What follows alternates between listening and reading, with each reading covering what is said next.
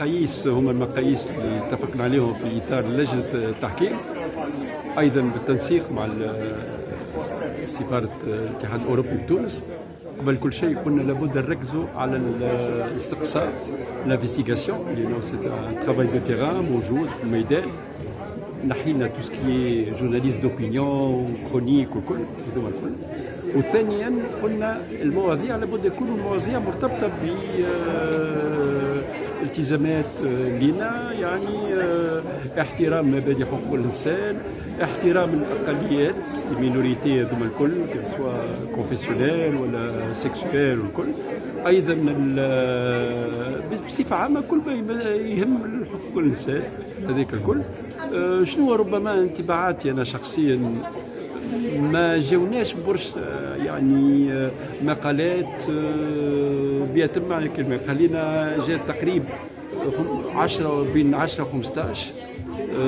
طبعا قريناهم الكل، كان نقاش حاد بيناتنا، واعطينا جائزة الأولى اللي يستحق أكثر، اللي كانت نقول بكل صراحة أنا عجبني مقال كما قلت أنا توا فيه tous les ingrédients du scénario d'un film. يعني نجم يكون شريط سينما. ركز على هذا منير وهو كان يخدم في المقهى، مشى نحى الخدمه نتاعو ولا يدور نابيل لي ديشارج بوبليك وهز في البلاستيك ويبيعهم، والقالن كما يقول هو هذه نعتبرها فرحه الحياه. سي اون فيرتي دو في بور موا. بون هذه انطباعات وانا نراها حاجه ايجابيه. وطبعا لجنة التحكيم أنا نتمنى مش يكون قبول المرشحين أكثر، خلي ربما الاختيار بتاعنا يكون متنوع. نتمناه اعتبارات. الاعتبار الأول هي ذاكرة لينا لابد تبقى، وفي كل حصة نعاودوا نذكروا الالتزامات، القضايا اللي دافعت عليهم، هذه نعتبره هام جدا. وثانيا زاد ما ثماش برك لينا، ثم ايضا مناضلين ومناضلات من وقت بن علي، وانا شخصيا ثم شخصيه قعدت لي في الذاكره نتاعي ما نجمش ننساها وكنت عندي علاقه معاه، هو زهير يحيوي. زهير يحيوي من اول ما نعتبره بريكورسور دو لا سيبر ديسيدونس في تونس، ونعرف الكل هو كيفاش توفى صغير بعد تم سجنه تقريبا عام ونصف. ونعتبر ان ذاكرة ايضا زهير لابد تبقى، وهذه فرصه مش كل مره زاد نذكروا اسامي كما زهير يحيوي. والرمزيه الثالثه هو نعتبره من خلال هذا البري هذا اللي نعطيوه نذكروا لحريه التعبير، حاجه هامه جدا في حياتنا اليوميه.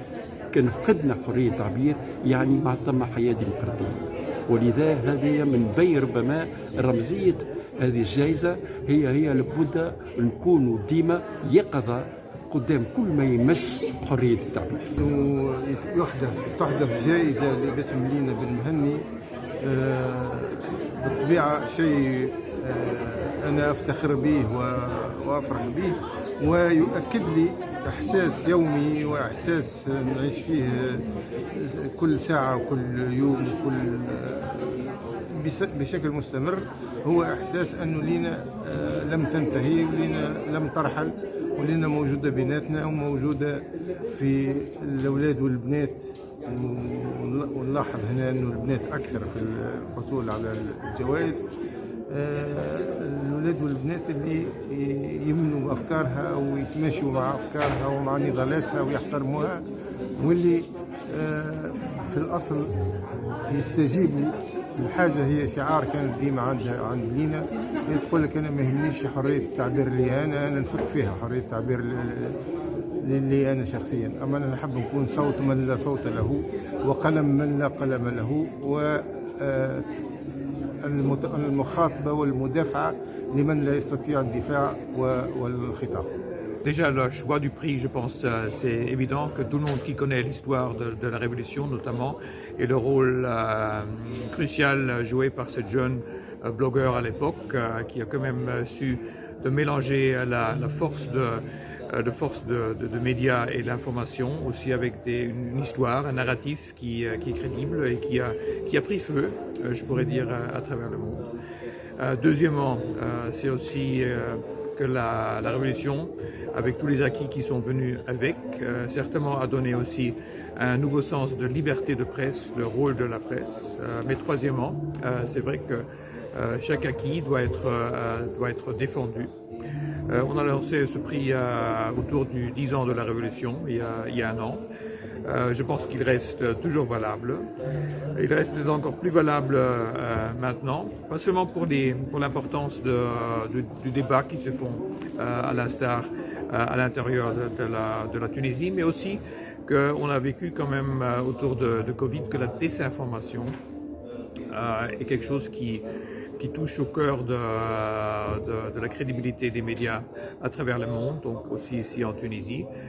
Donc là, je suis très fier que le montage de ce prix est axé notamment, pas seulement à l'utilisation de ce média, mais aussi d'avoir des jeunes blogueurs qui étaient prémus, qui ont su de combiner la force de message avec une histoire qui est crédible et qui est vérifiée et qui est vérifiable.